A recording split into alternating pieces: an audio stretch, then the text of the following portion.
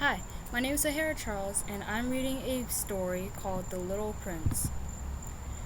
So I lived my life alone without anyone I could really talk to until I had an accident with my plane in the deserts of Sahara 6 years ago.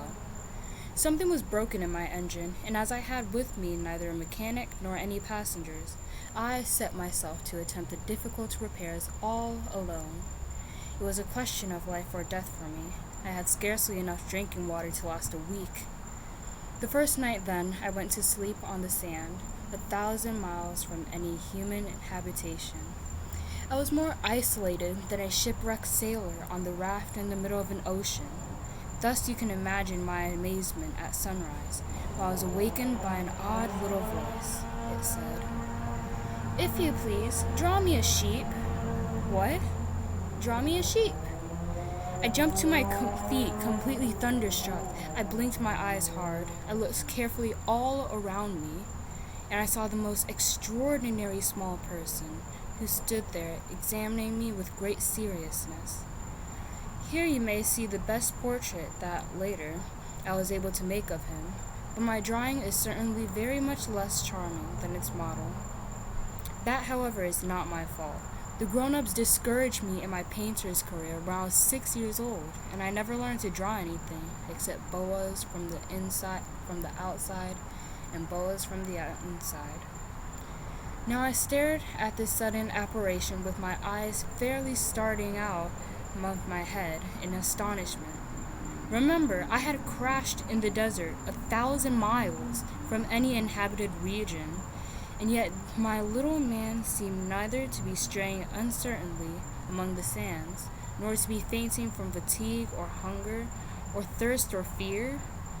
Nothing about him gave any suggestion of a child lost in the middle of a desert, 1,000 miles from any human inhabitation.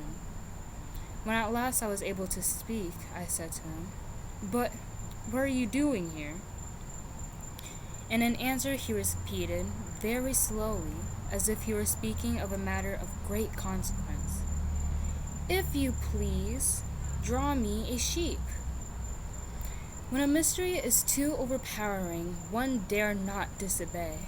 Absurd as it might seem to me, 1,000 mile ways from any human inhabitation, and in danger of death, I took out my pocket, a sheet of paper, and my fountain pen.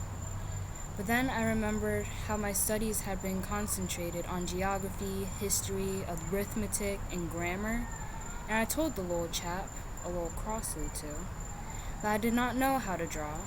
He answered me, "That doesn't matter, draw me a sheep." But I had never drawn a sheep, so I drew him one from the two pictures I had drawn so often.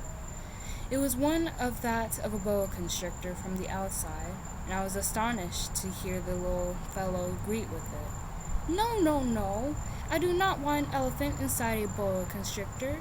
A boa constrictor is a very dangerous animal, and an elephant is very cumbersome. Where I live, everything is very small. What I need is a sheep. Draw me a sheep." So then I made a drawing. He looked at it carefully, then he said, "No, this sheep is already very sickly. Make me another." So I made another drawing. My friend smiled gently and indignantly. "You see yourself," he said, "that this is not a sheep. This is a ram. It has horns." So then I did my drawing over once more, but it was rejected too, just like the others. "This one is too old. I want a sheep that will live a long time."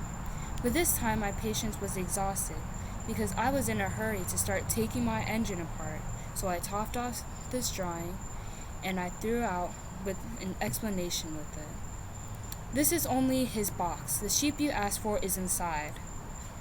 I was very surprised to see a light break over the face of my young judge. "That is exactly what I wanted.